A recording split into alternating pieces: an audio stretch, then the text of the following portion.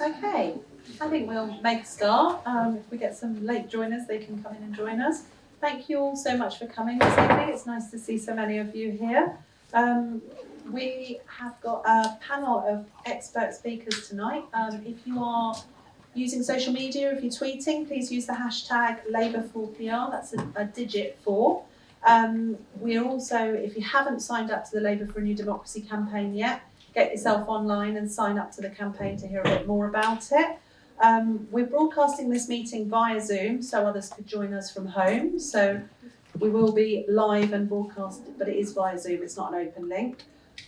This is a joint event which is being hosted by Labour for a New Democracy and one of our coalition partners, Politics for the Many. Politics for the Many have been doing an awful lot of awesome work with trade unionists at grassroots level.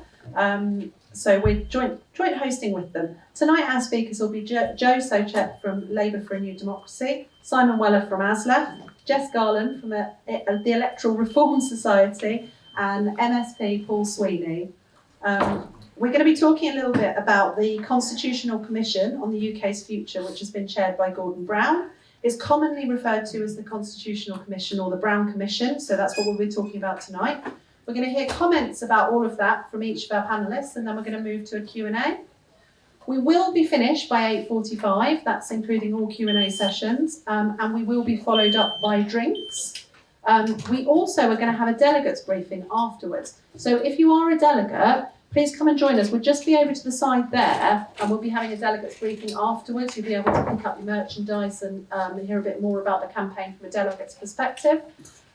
It's going to be a repeat of the lunchtime briefing, so I'm not seeing too many familiar faces from lunchtime today, but if you were at our lunchtime briefing, you don't need to stay for this one too. But if you are super keen, you're very welcome to.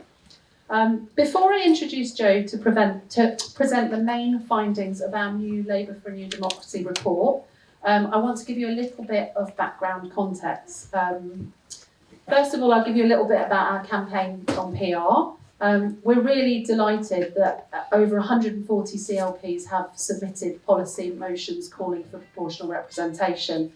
It's the largest number of submissions to conference for the second year running, and it really says something about how people are viewing proportional representation. We've come to a stage where people are no longer seeing it as just being a kind of technical issue or something that we can look at further down the line. People are really starting to see, CLPs up and down the country and trade unionists up and down the country are starting to see that actually until we fix the root cause of the problem, we're going to continue having all the other issues, that we all campaign about. 60% of CLPs now have policy in favour of proportional representation. So it's a huge and unprecedented level of support for any issue. We know the leadership of the Labour Party also understand about constitutional reforms. When they launched the Brown Commission, Keir Starmer made a speech back in December 2020. He has referenced it since then, but it's all sort of behind closed doors a little bit. We know that lots of people are interested in it, but we haven't really heard very much more officially from Keir yet. You may well have read about it in The Guardian this week, though, because it was leaked. The Guardian is reporting that devolution is going to play a key part in the Brown Commission. We're going to talk a little bit more about devolution later on. But we spoke with Andy Burnham earlier on this year in our Levelling Up Democracy event. He spoke about PR and devolution and how they can't be sort of standalone. We understand that, from the leaked Brown Commission that there's going to be reforms that are designed to strengthen the union. This is another topic we'll be talking about this evening. We also spoke to Mark Drakeford about that in our second Levelling Up Democracy event. Again, hand in hand with proportional representation. The arguments which they made, both Burnham and Drakeford, are covered within within this report. So without further ado, I'm going to hand over to Joe to tell you all about it.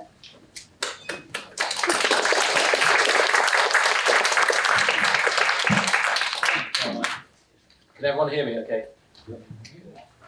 So the idea that by changing our democratic system we can change Britain is an underlying premise of the Brown Commission. Of course, there's no set of constitutional changes we can make which will magically cure every problem society has, But reforms to a democratic system do make a difference. They make a difference to the quality of democracy we have, and they make a difference to the kind of society we live in. Launching the Commission a few days before Christmas 2020, Keir Starmer said that constitutional change for Labour has never been about power in itself, but a means to building a fairer, more socially just society. And if we accept this idea that changing our democratic system can help change society, then it makes sense for us to ask, what are the changes that are most likely to create the kind of society that we want? And this essentially is what we set out in this new report of ours, Everything But the Commons. It looks at academic research and global comparisons, and we argue that the measures proposed by the Brown Commission won't achieve their goals unless they're accompanied by PR for general elections. So what are the objectives of the Commission? As Caroline was saying, no terms of reference have been published, but Keir was actually quite clear about what he wanted to achieve from it when he launched the Commission. There were three main aims. These are, firstly, to renew and strengthen Britain's democracy, to empower, he said, to give people more of a say. Secondly, to address economic and social inequality, so changing where power lies to promote a fairer, more equal and just society. And thirdly, to strengthen and defend the Union, and he put this in terms of making a positive case for the United Kingdom. So, as we also heard, the Brown Commission's findings are now somewhat more public. If the Guardian's report is to be trusted, then the Commission's probably going to recommend a elected upper house, a Senate of regions and nations, and further devolution. All of these things certainly could be part of the solution to the problems that Keir set out, but there's simply not any evidence to be found, either in the UK or internationally, that creating a more democratic, more equal, more united kingdom is something we can do as long as we retain first past the post. Take renewal of British democracy. Satisfaction with the state of our democracy has collapsed to an all-time low in the UK. This isn't just a problem for the UK, it's happening all over the world, and it's happening in every comparable democracy which uses a winner-takes-all voting system.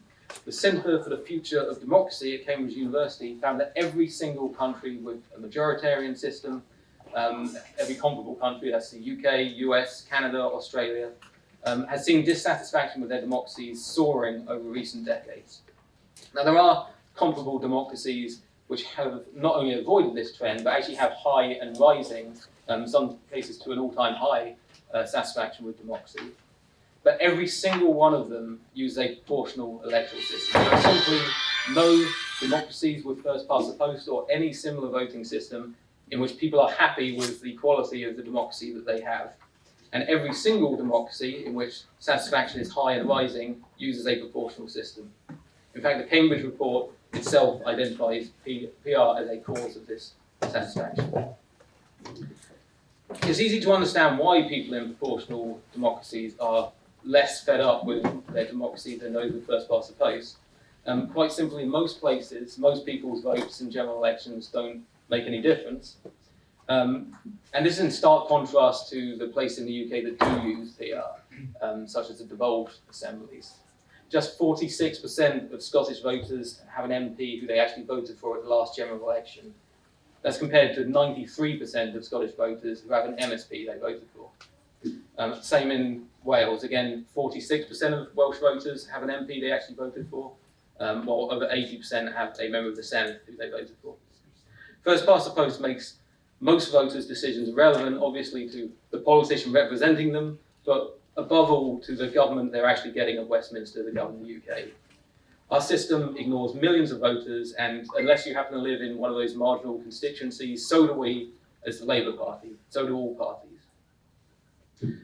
And we just can't credibly claim to be addressing this and to be serious about empowering voters unless we're challenging this broken status quo.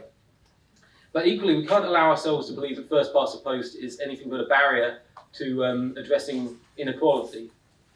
The idea that Britain's political system is hardwired for inequality is something Andy Burnham's been talking about a lot lately, but it's well borne out by the academic evidence as well. Countries with PR tend to have lower levels of income inequality, lower levels of poverty than those with majoritarian systems. They tend to spend more GDP on social spending, And they generally have stronger, more influential trade unions, a more unionised workforce, higher levels of collective bargaining, more favourable trade union legislation, and the rest of it. This is all partly due to the incentives established by proportional systems. If you can't ignore any regions or any communities, then you have to pay attention to all groups in society. You can't just ignore people in the way that clearly many have been for decades and decades in the UK. But it's also partly the result of a right-wing bias that's inherent in winner-takes-all systems, which we might talk about in a bit more detail later. Winner-takes-all countries have right-wing governments more often than proportional countries do. They have them about 2/3 of the time. And in every winner-takes-all country around the world, winner-takes-all democracy around the world, Parliament has on average been more right-wing than the voters since World War II. This has certainly been the UK's experience, and it's no coincidence that the only democracy in Europe that uses first past the post turns out to have the worst regional inequality, some of the worst income equality, and arguably the most restrictive trade union legislation. When it comes to creating a more equal, more just society, first past the post is simply a major barrier. And if the Commission is serious about creating a more democratic and a more equal society, then we need to commit to electoral reform. Our report looks as well at some of the other changes that the Brown Commission appears to be suggesting, devolution and elected Senate. Many of us want to see greater devolution, but whatever advantages it brings, on a national level, devolution has not improved satisfaction with British democracy. The British election study found that parts of the UK with the most advanced forms of devolution, places like Scotland and Wales, are actually more satisfied with their own internal democracy, but they're actually less satisfied with UK-wide democracy than places with no devolution at all. So the success of devolution, if anything, appears to have undermined faith in Westminster. It's, if you like, made Westminster look bad by comparison. So if extending devolution but keeping first past the post was the answer, we should be able to find some examples of countries around the world which have winner-takes-all electoral systems, have very extensive devolution, and are healthy democracies. But there really aren't any. There are 3 countries in that category, 3 comparable democracies, which have extensive devolution and winner-takes-all electoral systems. Those are Australia, Canada, and the US. Yet all 3 are singled out in the Cambridge report I mentioned as having exactly the same sort of soaring dissatisfaction with the quality of their democracy over recent decades. On the other hand, there are 4 comparable democracies which combine full federal systems, the most advanced form of devolution, with proportional general elections. Austria, Belgium, Germany, and Switzerland, all 4 of these have high and rising satisfaction with their democracy. So there's no evidence to suggest that advanced devolution accompanying winner-takes-all systems is going to tackle income inequality or poverty or poor workers' rights. Even within the UK, the devolution that already exists has many benefits, but it clearly hasn't actually addressed regional inequality. Keir Starmer recently suggested that economic devolution is key to levelling up, but several of the most left-behind areas of the UK have had powerful devolved governments for 2 decades now with economic powers, and yet they're some of the most left-behind areas of the UK, places like former mining areas of South Wales, parts of Northern Ireland. So there's just no reason to think further devolution will reduce disparity between regions unless combined with action and reform at the centre. Similar points can be made about having an elected upper chamber as well, which I just want to touch on very briefly. Replacing Lords should be an easy win for Labour. Lords is very unpopular, but it's only marginally less popular than the Commons. 63% of the public have little or no confidence in peers, but 55% have little or no confidence in MPs as well. And countries with winner-takes-all elections and elected upper houses, like the US and Australia, generally have the same high levels of dissatisfaction with democracy and the same unequal societies that we do. But it's perhaps the Commission's third objective, to strengthen and defend the Union, where we see the most urgent and existential case for electoral reform. This is a point that Mark Drakeford has been making to all of us for quite some time, that the continuation of first past the post threatens to prise the UK apart. Different parties won the last general election in each of the nations of the UK. Yet not only do Scotland, Wales, Northern Ireland all end up with an overbearing UK government they didn't vote for, but most of their voters don't even have a Westminster MP who they voted for. It's as if the system is designed to make these voters marginalised and to pit nations against Westminster, and that's putting the UK under huge strain. The worst thing is, it's the act of exercising independent political power itself, in other words, successful devolution in action, which provokes conflict with Conservative governments at Westminster. So if first past the post is kept for general elections, while other parts of the system are strengthened, we should expect it to really escalate rather than resolve these problems in the long run. And remember, while we keep a system with a right-wing bias, we should expect to have Tory governments most of the time in the future, as we have in the past. A Labour government could clearly alleviate the strain on the union while in office, but if it doesn't change the voting system, it will be locking in the same fundamental problems that we have in the status quo. So, to conclude, constitutional reform can help to change Britain, whether that's strengthening our democracy, improving our equality, or creating a more united UK. But the Brown Commission's constitutional reforms, the perceived low-hanging fruit of many democracy campaigners, namely devolution and reform of the House of Lords, are just not enough on their own. Until we have PR, Westminster will continue to drag us down and to pull us apart. Thank you.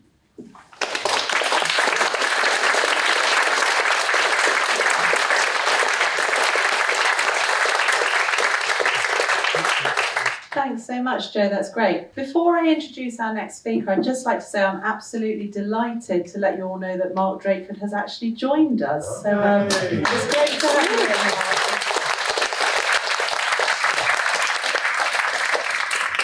So next up, we've got Simon Weller, who is the Assistant General Secretary of ASLEF, the Train Drivers Union. Simon understands the unions and the industry incredibly well, having been a driver for many years and then working as an organiser, regional organiser. And Simon's going to talk to us a little bit about where the trade unions are and why some of the trade unions are moving over in support of PR. Okay, I'll do it from there.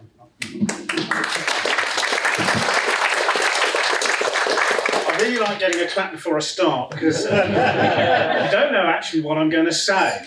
Now, as Caroline said, I was a train driver. I've been a train driver for 20 years. Then I became the Assistant General Secretary in 2009. So I have been on the tools and I have also been intrinsically linked with the trade union movement for a very long time. I was the chair of my branch at 19. So, it's this, I understand the trade union movement.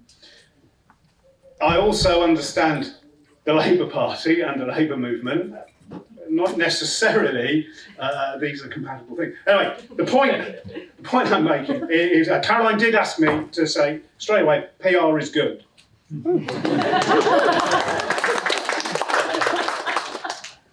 It may not appear that by the way that we continue.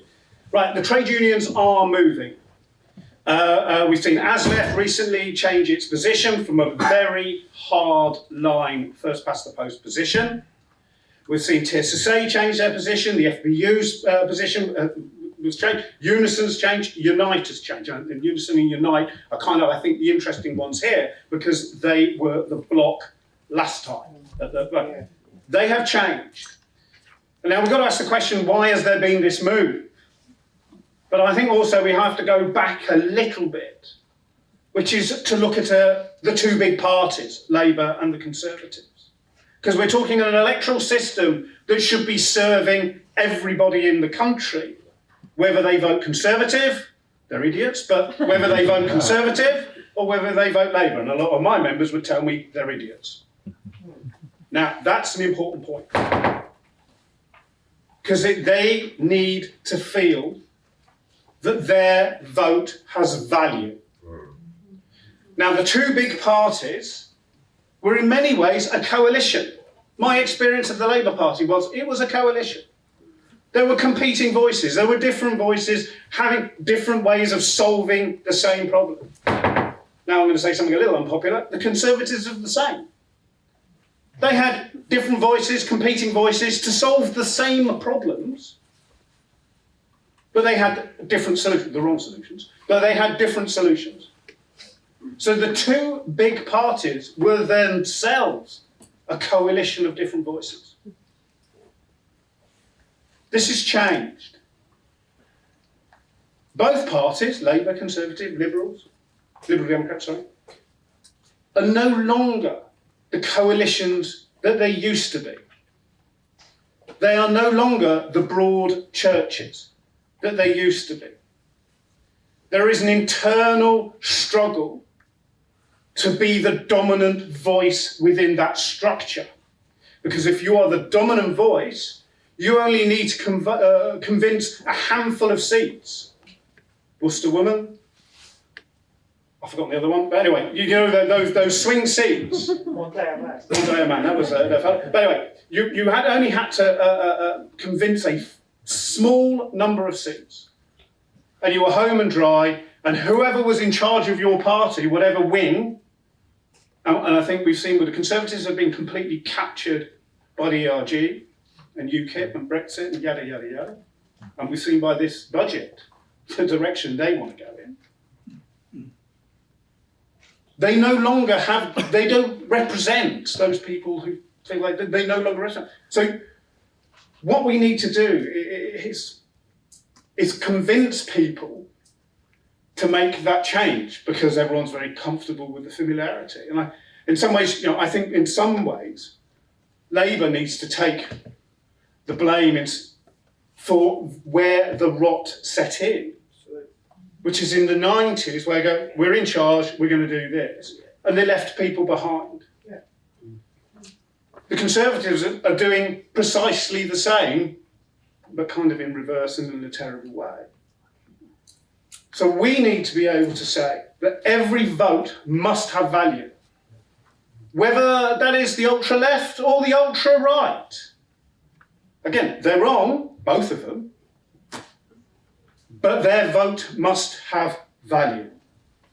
So what do we do? And this is, as a trade unionist, we need to get our story right. We can't get just lost in the academic, this is not a criticism, it is, but we can't get lost in the academic script. We've got to make people understand that we are going to be making a change that gives them a voice. That we don't get lost in this is kind of what weird people in suits are talking about. This has got to be something that is relevant to them. And this is the same I've seen within our trade union. All trade unions are coalitions of different voices, and we've gone under different pressure, which goes back to the point, why is a sudden change? Because we're now under pressure. And we have to give a voice to that wish. So we really got to think hard. I think, to be fair, we're talking to the choir a little bit here. Yeah. But we've got to think hard is, how are we going to talk to the people that are heathens out there? So what is our story going to look like? How are we going to make the argument when actually the vested interests in the Daily Mail, the Daily Telegraph, yada, yada, yada, is to maintain the current system? And I think a lot of the way is a voice that can speak directly to its members as the trade union movement. We've got a job. But for those who are campaigning for a change, we've got to talk to actually be right. How are we going to win people over against the communications that are against this change? Because it's not just the press that's our problem. It's social media that's a problem in this regard. And I think our main aim is not be boring, not be academic, and actually try and I'm saying I don't have an answer to this. It's try and link this. Every vote must have value, whatever that vote is. Thank you, Karen.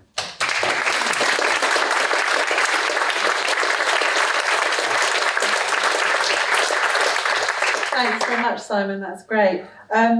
We're going to hand over to Jess actually, and it's really interesting that you're talking about, sort of making it less academic and how it relates to the public, because actually some of what Jess is going to cover is she's been involved in some quite extensive research, which is a little on the academic side. But she's done a lot of research into the factors that affect our democracy, and she's going to give us a rundown on some of the latest research on public opinion. And she's going to explain how the impacts of first past the post appear to be shaping the way that our democracy is and the way that our policy is set, and how that's shaping public opinion. So hopefully that's bringing it back down to, so I'll give you Dr. Jess Garland.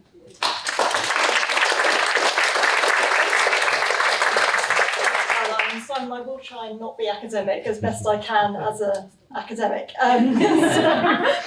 Thank you so much for this report, Jo, as well. I think what this report shows so clearly is that our electoral system is working against Labour, it's working against Labour voters, it's working against the sort of change that a Labour government would want to make in office, and ultimately it does run against Labour values. I think we always need to bear in mind that first past the post is designed to dismiss equality and inclusion in favour of manufacturing a single party majority government, and that it's not really doing particularly well anyway. But the underlying ethos of the system is important. I think Simon spoke about this as well. The underlying ethos is that it's intentionally exclusionary in order to drive at that one singular goal. And the rationale for that total exclusion of any other view is that in time, in a two-party system, the pendulum swings in the opposite direction and the other side get to have a go at government. And we all know that actually that's not really happening under our system, and the Labour Party spends far more time out of government than in it. So it's really not working as it should, which means the cost of that exclusion is really rather high. I think importantly, that dynamic also creates a politics that is about suppressing views. It's about suppressing alternative viewpoints. It doesn't really listen. It's a system that drives through change regardless, without debate, without discussion. And we get governments that act as if they speak for the whole of our nations on the basis of 35–40% of the vote. And for me, that is a politics that is done to people, not a politics that is done with people. And I think that's just a bad political culture. The system also ignores huge numbers of voters, and again, Simon mentioned this. I'm going to share a statistic. In the last 3 elections, over 68% of votes did not contribute decisively to the outcome of those general elections. And that is particularly a problem for Labour votes that are disproportionately affected by the system. And I won't go into all of that dynamic, but I will talk about it later if people are interested. But essentially this is a system that's not providing government of the people, for the people. So I think it's really no wonder that, as Jo mentioned in the report, that democratic dissatisfaction is absolutely skyrocketing in these majoritarian systems. But these systems are also much, much more vulnerable to polarisation, and that's because of the nature of this excluding voices and not giving people a fair hearing. And so I feel like we're stuck with this system that's exclusionary, that's divisive, that's dysfunctional in many cases, and that's turning people off politics. And I think that's a pretty bad CV. But we also see how the system impacts on policy, because the safe seat, marginal seat dynamic doesn't disappear after the election. In fact, it stays there in the background, shaping policy choices. And we see time and time again that public funds are channeled towards marginal seats rather than those areas that are most in need. And there's been some particularly egregious examples of that very recently. But it has happened over time. There's been a long history of governments making those types of decisions, and those dynamics are created by the electoral system. So again, systematically excluding people, systematically creating inequalities. It doesn't feel to me like a system that embodies Labour values. And I think we also find with this winner-takes-all system that it can act like a bully. And we've mentioned before that this is a system that doesn't like sharing power. It's not designed to share power, and we see that over and over again in the relationship between central government and our devolved governments, and between our central government and our regional governments. So it's not a system that's sharing Labour values. And so if we embrace this change at the centre, as Jo was saying earlier, we really unlock progressive change in so many other ways. So I will finish with some more statistics and be a little bit academic here. The public are also coming to see this, and the British Social Attitudes Survey came out this week for 2022. It's a very highly regarded survey. It's been running since the 80s, and it's showing for the first time that there is a majority in favour of change. Now that's really significant because we know from polling extensively that there's been for a long time a majority in favour of PR theoretically. But this now is a change that people want to see. And what those statistics that came out this week show very clearly is that the status quo of first past the post has lost all credibility in most people's minds. Interesting, what we also see in that BSA data this week is that the biggest growth in support for changing the system is coming from Labour supporters, would-be Labour voters. So this is also a real popular policy for Labour voters particularly, and it's supported up and down the country. We don't see huge regional differences either. The only segment that we see consistently in favour of first past the post are very strong Conservative voters. And that puts me in mind of a poster that came out in the New Zealand referendum for PR in 1993. And the poster said, "Want a good reason for voting for MMP," which was the PR choice and option. "Look at the people telling you not to." And I think it's always worth remembering that the 2019 Conservative manifesto contained a commitment to first past the post. The Conservative government this year has changed the voting system for mayors and PCCs to first past the post. So I think it is very, very clear who's telling you not to vote for PR. Thank you very much.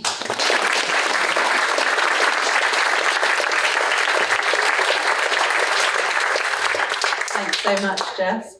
Last but not least, we've got MSP Paul Sweeney joining us. He's the Labour Cooperative MSP for Glasgow region. He has been a long-term supporter of the campaign and is a member of the Labour campaign for electoral reform. Thanks, Paul.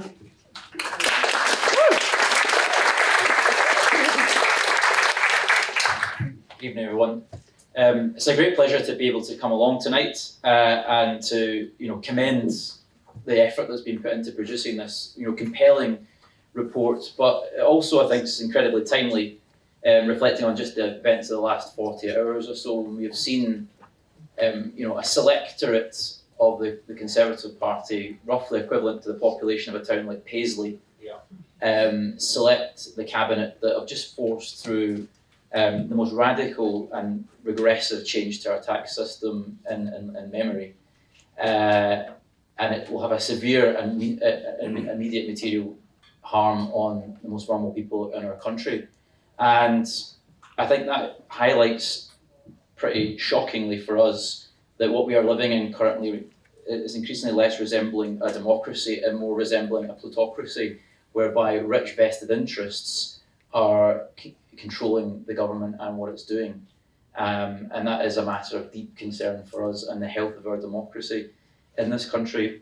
But it's also important to remember, and in reflecting how do we get into this kind of position, there's a deep alienation in the country at this situation, and it's expressing itself in ways that are increasingly destructive and potentially threaten the very fabric of our nation. It was a century ago that the first Red Clydesiders were elected to the House of Commons, and that came after universal suffrage, which itself was a long campaign. So the idea of devolution and reform isn't some sort of immaculate conception that happened in 1999. This has been a long, decades-long struggle by the Labour movement in its broadest sense to achieve change and reform. And this, to me, is a natural evolution of this tendency. And that's why it's so important that we throw our full effort behind this change, because we can see what the costs are. 100 years since the first Red Clydesiders elected the first Labour parliamentarians were able to get into a position where they could form the first Labour government. And of course I think of the 1924 Housing Act put through by a Glasgow MP, John Wheatley, which started building the first municipal houses for people, this first meaningful material reforms in favour of working people that we were seeing in this country.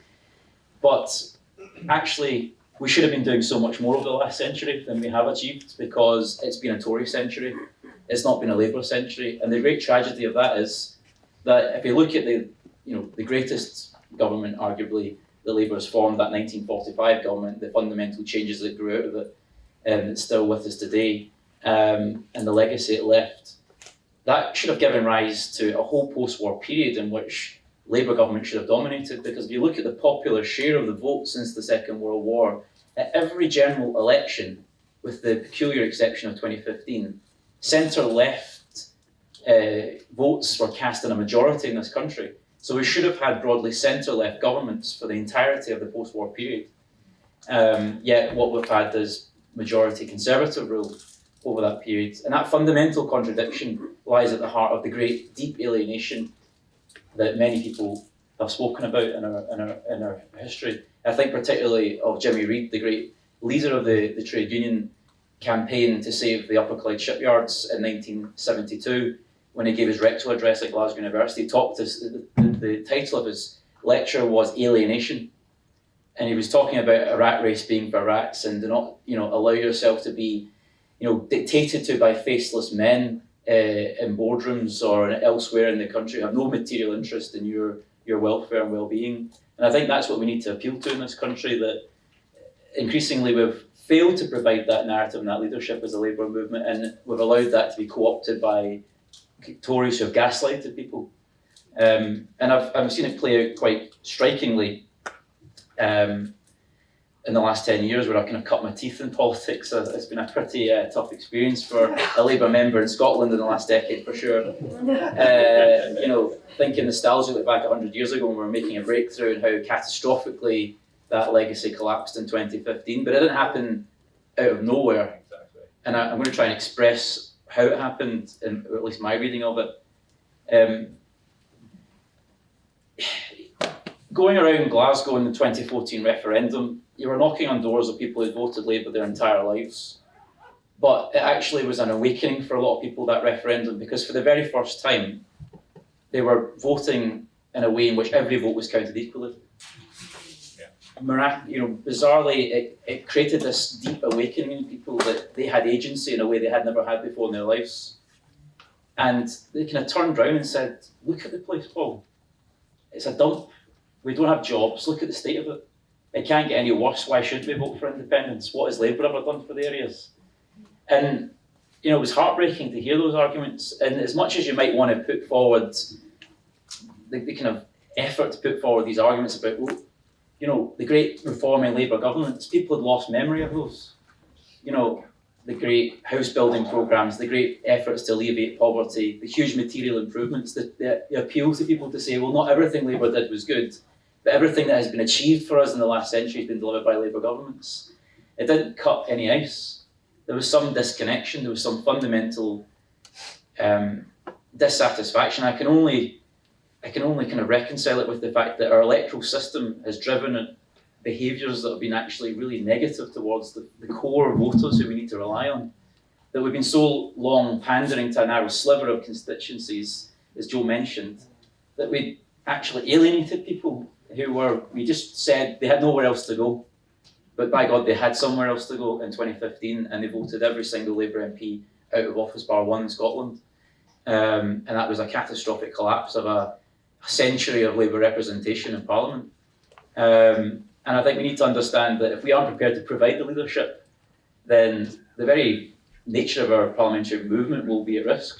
And I think we saw that play out again in the Brexit referendum of 2016, and the fabled Red Wall, that again our coalition was fractured in a way it had never been before, because people finally had agency in a way they had never had before, in a one-person, one-vote referendum where every vote was counted equally.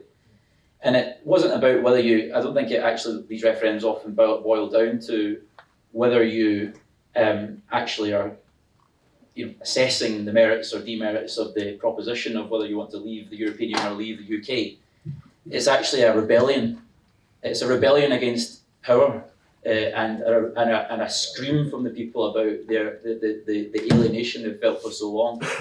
And I always thought of it a bit like those kind of Looney Tunes cartoons, where it was like the giant button that says "Do not press," and people were just like, I'm going to press this bloody button because all these suits are telling me not to. And there was a kind of visceral reaction, and it wasn't necessarily rational, but it was an emotional and deeply justified reaction, and many people thought. And unless we're capable of rebuilding that alliance with people, then we're not going to succeed in this country. And that's why I think what Gordon Brown is proposing in terms of his suggested reforms are incredibly important. But let's understand they're not mutually exclusive. Proportional representation is the thread that runs through the heart of all of it. And of course, we've had almost quarter of a century of this in Scotland, and it's normalised. We actually view the House of Commons as the peculiarity rather than PR being some sort of novel idea. And as you mentioned, 93% of Scots get the representation they want in the Scottish Parliament, but less than half of Scots get the representation that they cast their vote for in the House of Commons. And that accentuation in itself perversely is threatening and putting pressure on the United Kingdom, because in the House of Commons right now, despite a majority of Scots voting against the SNP, over 80% of the constituencies and the seats that Scotland has in the House of Commons are occupied by SNP MPs. So that itself, hyper exaggerates the division within the country in a way that's deeply corrosive. I'm not just saying that because I lost my seat in 2019. but having been able to examine, how the legislature works at Westminster as an MP, and also how it works since 2021 in the Scottish Parliament, there are obvious benefits to actually removing, as Lord Hailsham described, elective dictatorships, to actually have greater deliberation, greater cooperation across parties. It forces it within the chamber, despite the kind of pantomime sort of public persona that our parliaments have. There is a lot more deeper cooperation that goes on in the parties and the committees and the devolved legislatures than is often given credit for. And I think it is a much healthier system, despite its flaws, and there are many, I won't bore you with them. But I think fundamentally at a high level, they do work more effectively. And it does give people a greater sense of confidence. So I would say we need to understand that it falls to us as a Labour Party to hold this United Kingdom together, because I'm afraid there's no one else in town that's going to do it. Because we've got this alienation, this deep burning resentment in our country, and it's stoking the fires, as we saw this week with what the Tories have been doing. It's only going to get worse. We've seen the explosion of industrial action in the country recently. We've seen huge attendances at these rallies, the Enough is Enough campaign, etc. There's a deep desire to be led, and it can't simply happen outside the Parliament. It has to happen within the Parliament as well. And I think people will see the logic of saying, the real taking back of control wasn't Brexit. It's actually reforming the whole of our institutions in the Parliament, the parliamentary representation as well. And that's why we need to get on with it and show that leadership. It's not about some academic exercise. It's not about some technocratic fix.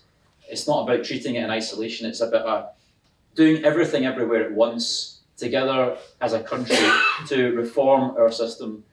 And I think that would address the deep malaise that's been felt, certainly in Scotland, because for 30 odd years, people have talked about a democratic deficit in Scotland. But the reality is, I try to say this to people, the democratic deficit is felt as keenly in England, it's felt as keenly in Merseyside as it is in Clydeside. Because continually votes are cast in this city and in Glasgow for representation that we do not get. And that can only go so far before people start reacting badly against that. How many punches can people take? And they're totally justified, because the majority of the country aren't getting it. They aren't getting what they need from our political system.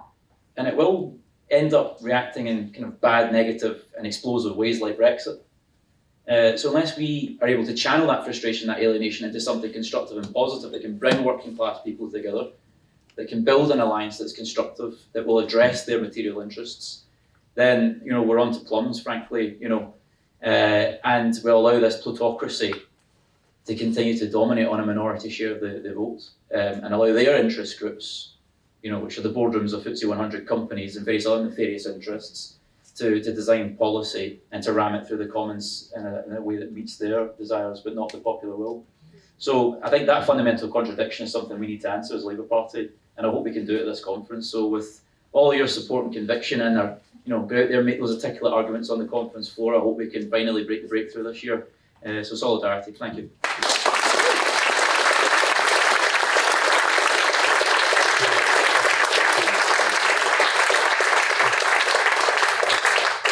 Thanks so much, Paul. I'm sure I'm echoing the thoughts of everybody else in this room when I wholeheartedly agree with you that I hope we can make this happen, this conference. It really needs to happen. Absolutely. I'm going to open the floor to some questions, so please raise your hand if you'd like to ask. I'll take them in groups of 3. So if I can take the lady in the blue denim jacket first, if I can take just a second back there, if I can take the gentleman here at the front second, and then third, there's a gentleman just in the middle here, sort of in line with me in a green shirt. Yeah, you. Okay. Hi there, thank you so much for all those talks, they're absolutely brilliant, really fascinating. Just my question is, I'm a huge supporter of PR, but sometimes when I talk to people about it, they say, well, what about cases like Italy, Sweden? So how are people who are big supporters of PR, how are we best to answer those queries that we get, to show our support for it? Hi, my name's Steve Powell. I'm a delegate from Islington South and Finsbury. Our local party is firmly in favour of PR. Our MP unfortunately isn't. She's yet to be persuaded. But I think I take most seriously the point that was made. We have to connect this with real people and their real lives, because that's the biggest Achilles heel of getting this as an issue. My party has no problem supporting PR in Islington South and Finsbury. We didn't vote to put the PR up because other people thought that housing was more important, and that was the motion we selected. I understand that completely, so I think we've got to hone our argument. And as the brother from Aslef was saying, we need to connect it to real people's lives and real differences. And I say to them, my neighbours call me Lenin. I'm the street left winger. And as we were chatting a few days ago in the street on a nice sunny day, we bumped into 3 or 4 of us. And I just said, look, to me, it's this simple. I've been on this planet 66 years. For 26 of those years, I've been ruled by Tories, and that's not been the way that people have been voted. So don't get away with the idea that the only way you're going to get a Labour government. Because if you look abroad, if you look to New Zealand that switched to PR, they first of all had a coalition Labour government with other partners, and it allowed Jacinda Ardern, who's an incredibly impressive figure to me, to rise to the top. And she was rewarded by a mandate which now means that New Zealand Labour can govern on its own. And I think, just on the other side, the other thing is that if you think that first past the post is the answer, look at the mess in this country, look at the mess in the United States, and look at the absolute catastrophe that's building in India, where a party that got 35% of the vote has a massive majority in the Indian lower house and is sat on a policy of Hindu first sectarianism, when I'm really worried about a massive pogrom and slaughters that we haven't seen in Europe since we tried to exterminate the Jews in the Second World War. That's what has been created by first past the post.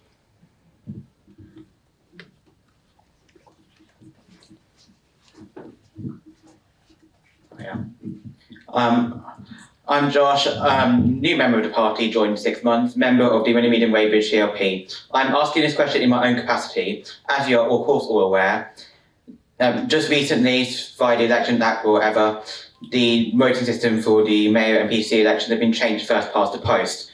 From what I gather from this system is that voters across cities where you're voting regional mayors or PCCs will no longer have the ability to vote as they like, and will have to more or less second guess as they make who they can win or who could represent their values. My question to the Labour for PR event is, will Labour for New Democracy and the electoral reform groups be pressuring Labour to at least, when in government, reverse the changes that the Tories have introduced and reintroduce at least the supplementary vote in the mayor and PC elections? Okay, so sorry, I've killed it. I've broken the mic. Thanks, Sam. So the question on Italy and Sweden. So we got the question on Italy and Sweden about how we deal with that in terms of PR. I'm going to pass that to you first, Jess, if that's okay. Sure, no problem. And I think we're all quite saddened and sickened in many ways to see what's happening in Sweden and Italy, but we should be clear that it's not the electoral system causing it. We have PR systems in Scotland and Wales, well embedded PR systems in Scotland and Wales for over 20 years. We don't have the far right there. So what we have to recognise is that, well, in Sweden Democrats are polling got 20%. In Italy, Brothers of Italy are polling at around 25%. That would give them seats under any system. We don't know what's going to happen tomorrow, but in the 2018 election in Italy, for instance, the centre-right coalition did incredibly well under the first past the post seats in the country. They have a mixture of some first past the post, some proportional. So we really have to be clear that this isn't a factor of the system. The system is reflecting how people vote. And, you know, I think we need to challenge the idea that were we to change the PR system, there's a whole load of British people who are just desperate to vote for the far right if only we had a different system. I've got much more faith in British people than that, and I think we all should. But no system is immune to this. But systems that are much more sophisticated have many ways of dealing with this, thresholds, cordon sanitaire in some cases. To my mind, our system is much more vulnerable to that level of support were we to see it, and I don't think we would, but were we to see it, I think our system is much more vulnerable for all the reasons that I outlined earlier, that what we tend to do is have parties on small pluralities, and then when we say, and here's the keys to number 10 and do whatever you like, and I think that is a real threat. I'm also going to hand to Joe, and then we'll move to the next question, if you wanted to add to that as well. I'm not sure I have anything to add to that, actually, but I might move on to the next question if I can. I know the point about connecting to real life, I mean, I wouldn't suggest making all of the points I was making, you know, while moving the motion from the podium tomorrow, but I think that there's some very interesting sort of things underlying the arguments that we are going to be making. But actually, when we're looking towards conference and having the debates on the conference floor, yes, of course, we've got to, you know, speak directly to the Labour Party and the unions and make that case. But the much bigger challenge, I think, is going to be beyond that, actually making the case to the public at large. And, you know, that's going to be a real sort of step change, but that's really the big challenge coming up. Just to very quickly answer the question about mayoral elections and PCCs, I mean, Labour for a New Democracy is just single issue PR for the House of Commons. I know many of the organisations supporting Labour for a New Democracy, though, do take an interest in that. So perhaps some of them will comment at some point. Thank you. Also, Simon, would you like to come in on connecting with real people? I feel like that's an issue that, you know, you might have a thing or two to add to. Yeah, it's going to be quite difficult how we deal with this, because it's about, again, it's a kind of really hackneyed phrase, the narrative, the story. The Conservatives and their agents have owned the story for a long time. Yeah. You know, all politicians, they're all the same. You know, that's just, they're all on the take. We're going to reduce the number of MPs. 650, we've got the most MPs in all the world. Whether that's true or not, I don't know. We've got lots of MPs. We're going to reduce it by 50, 600. That's more. Oh, yeah. And you can see the electorate, left, right, centre, all nodding away, because they've all been told for years and years. They're on the take. They're on £84,000. You know, and there's this anti-politics line by some of the most political people in the country. Because they are driving that wedge. You don't like the electorate much, do you? My personal electorate, the members of ASLEF, and they're the electorate, to be honest, because I'm not an MP. I was considering all these people nodding away. Yeah, but well, on the whole, where are we? The gerrymandering of our electoral system has gone through pretty much unchecked. Oh, you need to have ID to stop fraud. What fraud? Yep. But you've now got to have ID. Guess who doesn't have ID? The people who tend to vote Labour. The vulnerable.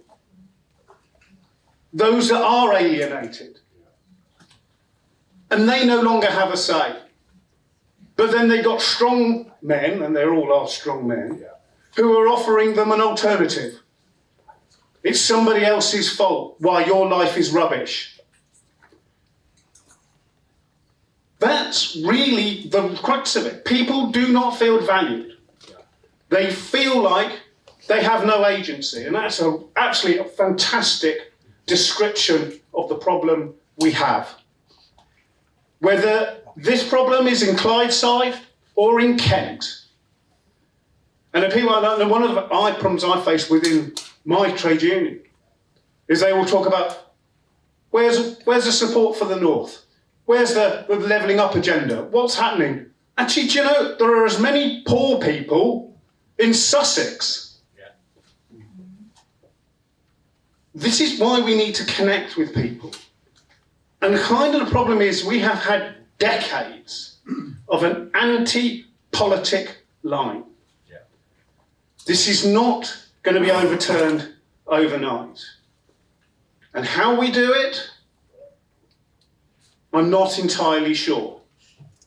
Perhaps, really being on the panel here, perhaps I should have come up with a better, this is how I've got a magic wand. But we haven't, but this is the problem. And I think actually we need to start talking about it more openly.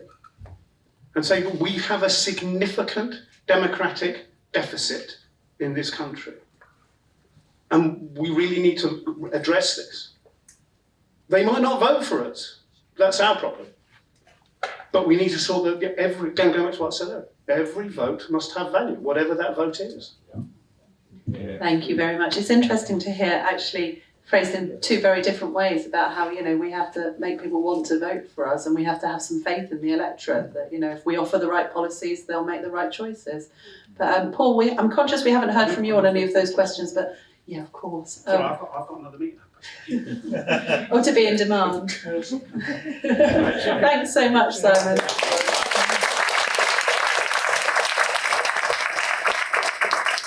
Paul, I'm going to hand to you to give your thoughts on those sorts of questions.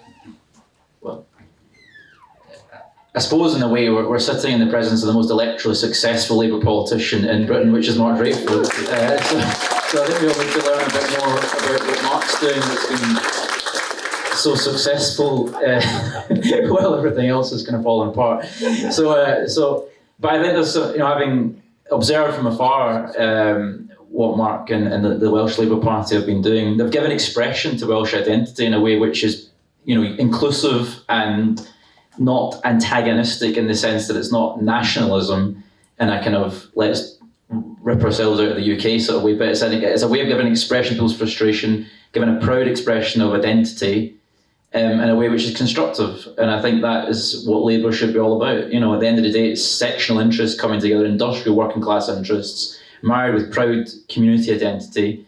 That is what we're about, as a movement. And I think, when you see what Andy Burnham was achieving in Greater Manchester during the pandemic, making clear demands of the British government, the British state, to respond to the needs of his people that he was elected to represent, that's what Labour should be doing.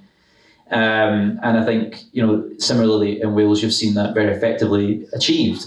And I would say, having close experience of the SNP, they do it in a way which is extremely negative and extremely antagonistic, and is about emphasising difference and emphasising grievance and emphasising that there is no meaningful way to achieve reform in this current political system. Therefore, we must quit Britain. And increasingly, the debate in Scotland is characterised by let's quit Britain and join the EU. Let's choose between the two unions. And I feel it's a false choice, and it's a way of driving people apart, instead of finding meaningful ways of communicating about how we can build something together that's constructive and inclusive, and also, cuts through, the horrendous false choices that are presented to people where they're actually gaslighted into doing things that are harmful to their own interests. That is what we need to confront, because Brexit was that people voting, working class people voting to ruin their own material interests. And we've had, similarly in Scotland, large amounts of people voting to ruin their own material interests. They don't see it that way. And it's how do we build something that can express that in a more positive and actually truthful way. I believe that there is a route to reform of the British state. I believe that doing so is essential to the welfare of working class people in this country. I don't believe there is another viable alternative that doesn't cause severe economic decline for working class people. Therefore, it falls to us to get a grip of the situation and to present that to people. Otherwise, we're doomed to be, cajoled and at the mercy of other forces, which are much more destructive. Whether it's the right-wing plutocrats who are happy to seed that cynicism that Simon referred to, happy to seed that chaos in our political system, and asset strip this country while people are fighting over culture wars, which is what's been the story of the last week. I mean, let's check out what Jacob Rees-Mogg and John Redwood have been doing, shorting the pound so they can cash in and sell off British companies overseas. Let's understand that's what's going on there. They're traitors to this country. They're traitors to our people. But people actually think they're patriots. This is what's been going on. Where's the leadership from the Labour movement on this? Let us look at that and try and express that in a constructive way. I think we've seen it from Mark. I think we've seen it from Andy. But we need to have a coherent plan for the reform of the British state. And it's about, perhaps we, need it from the centre. We do need it from the centre, but a large part of what the Labour Party's been about, and certainly the story of Scottish devolution, was a sectional interest, i.e. the Scottish interest, going down and demanding it from the Labour Party. Devolution didn't happen because the British Labour Party wanted to give it to Scotland. It happened because the Scottish Labour movement demanded it, and it was achieved in the face of Thatcherism. It became a consensus in the country. So I think we need to understand that we need to go with those pressures. We need to, build that pressure. Otherwise, if we don't show the leadership and don't give it the satisfaction it requires, then it will end in tears, as we've seen with Brexit. So I think that's how we do it. We need to build that idea that it's patriotic, that it's about us all coming together, and it's actually giving meaningful expression to the truth out there, which is that the majority of the British people aren't getting what they need out of our democratic system. And that's the real taking back control, not the lie that was perpetrated in 2016.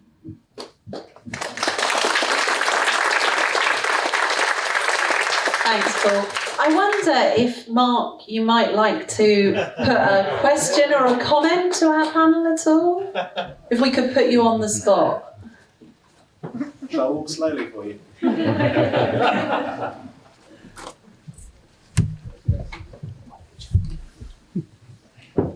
Well, look, I suppose all I would do is echo some of the things you've heard already. The bargain in any democratic system has to be that if you cast your vote in a particular way, there is at least a fighting chance that you may get the result for which you have voted. And that has become decreasingly true for voters in Wales. Wales voted for a majority of Labour members for the first time in the general election of November 1922. And for 100 years, people in Wales have never done anything else. So in every election since 1922 in Wales, Labour has won a majority. Between 1945 and 1979, Labour was in power half of the time. So if you voted Labour, there was a 50-50 chance that you'd end up with a Labour government. And since 1979, that has ceased to be the case. And that means, inevitably, that a sense of disappointment and disillusionment with the system begins to set in. Because if you vote Labour and you get his trust, then that is beginning to tell you that there was something wrong, not with the way you voted, but the way that the system reflected what you voted. So we've had PR for nearly 25 years in the Senedd in Wales, and Labour has won every election held under devolution. But we've never won a majority. We have 30 seats out of 60, so we have to work with other parties. And I think there are two big things up for discussion in this conference. One is the voting system, and it's often treated as though PR was something incredibly strange and should be approached so carefully because of its unusual nature, and yet we've had it and managed to win under it for all that time. And secondly, the idea that PR somehow prevents Labour governing by themselves, by ourselves, and as though this was something terrible as well. Well, we've always had to work with other parties. And we work with parties on the centre left, not because we agree with them on everything, but because we are able to fashion a programme on the things on which we do agree. And that's hard work and it takes loads of time, but it allows the voice of the majority of people in Wales, and 75% of people in Wales vote for parties of the centre left. The Tories get 25% of the vote in Wales. It's a minority sport. And we are able to make sure that it stays that way by working across those party boundaries with others. Neither of those things is to be feared. Both of them in Wales lead to Labour being able to deliver the things that we think make the difference in people's lives. And because we're able to do it, we're able to go on earning people's trust and people's votes. And I think there's a benign circle that we can create. But to do it, we've got to be able to break through some very deep shibboleths which exist in the Labour Party and which actually have acted for a very long time against the interests of those the Labour Party is set up to defend. Thank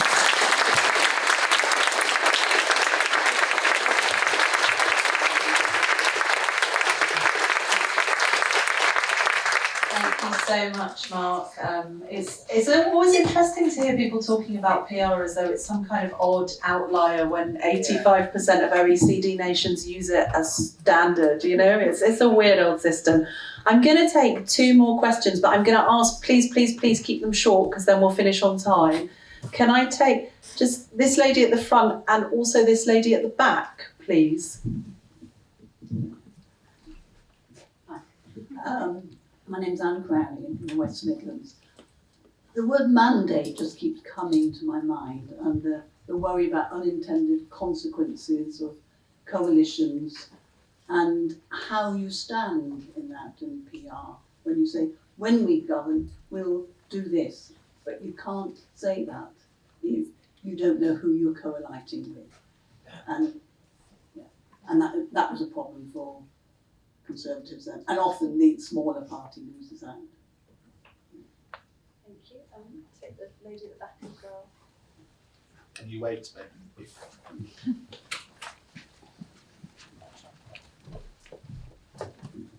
Thank you. I'm Catherine Fuchs, I'm from Monmouth CLP. I'm a newly elected councillor in Monmouth. Very happy to speak. My first minister helped this side.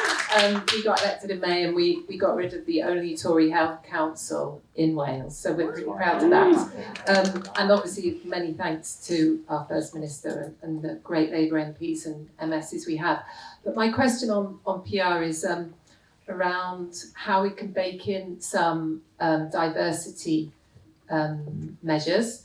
I'm really delighted that in the programme for government that Mark announced with Plaid Cymru, there is provision for gender quotas, and that's something I've been working on actually with Jess's colleague in Wales, Jess from ERS Cymru. And so I just like to think we do need more women, we need more diversity in our politics, we need more disabled women, we need more BAME women, and so I'd just like to hear from the panel about how we can do that. Thank you. Right, I'm going to hand the first question on mandates and coalitions. I'm going to give that to you, Paul, because you probably have a bit more experience of working in coalitions than anyone else on the panel. It's an interesting question because traditionally first past the post is associated with strong majority in government, but my experience of it wasn't that, because I was elected in 2017, of course, when Theresa May wiped out the Tory majority and was actually dependent on Democratic Unionist MPs in Northern Ireland to kind of do the business in Parliament.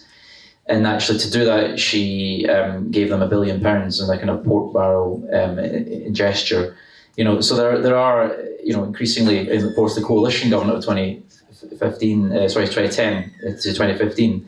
So, increasingly you're seeing first past the post breaking down and characterised by instability in the sense that, there is no majority.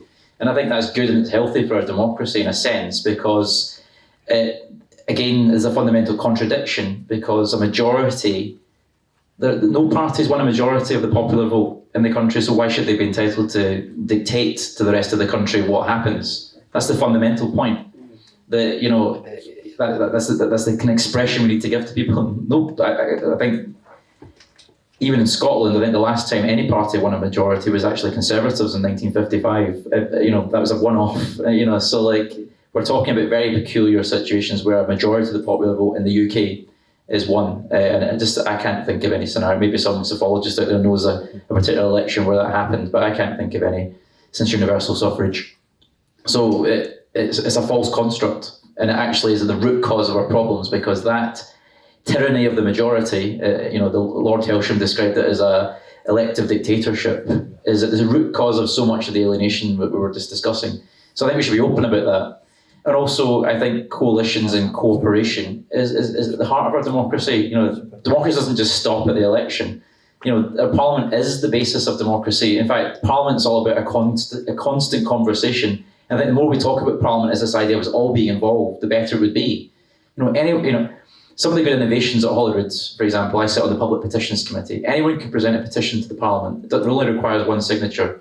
And we can involve people, we can engage people, we can bring interest groups in. For example, we've just tried to solve a major scandal where women were being gaslighted by the medical profession because they'd had transvaginal mesh implants, which were causing chronic pain. They were being told they were imagining it, it was a psychological thing, it was psychosomatic, it wasn't true. But the Petitions Committee and the power of these women being able to represent themselves in the Parliament through the committee system achieved the change in the reform, that they were able to finally get the treatment they deserved by bringing in international expertise.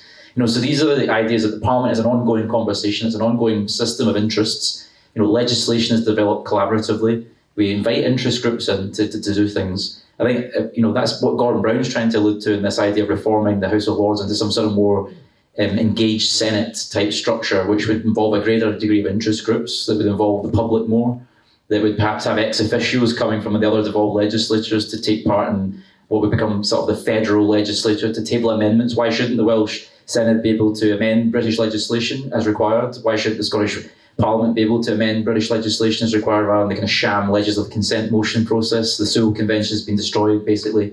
We need to beef up the whole system of interdependencies in our government. But the idea is, we're hardwired in this country to this idea that it's a kind of imperialist, we have triumphed, we have won the election, we shall govern for 5 years in this dictatorship.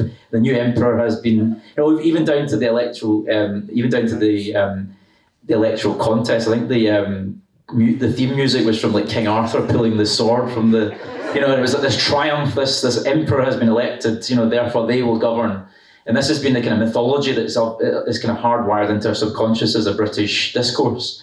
And I think we kind of need to actually attack it because it isn't how our democracy should work. This idea that suddenly the Parliament's something over there that we don't engage with in between elections. It should be an idea that we elect a Parliament and together we all come together and try and make it work. And who we backed in the election, we are continuing to engage with. We want to have a conversation with our elected representatives. We want to be down at their surgeries talking about legislation, talking about amendments. That's the best experience I've had as an elected representative, actually be able to carry the voices of people into the Parliament and try and shape things, whether it's trying to introduce reforms to our drugs legislation, to try and introduce overdose prevention, whether it's trying to help asylum seekers get around the absolutely vicious and cruel no recourse to public funds rules, to try and get them free bus passes so they can survive on more than £2 a day.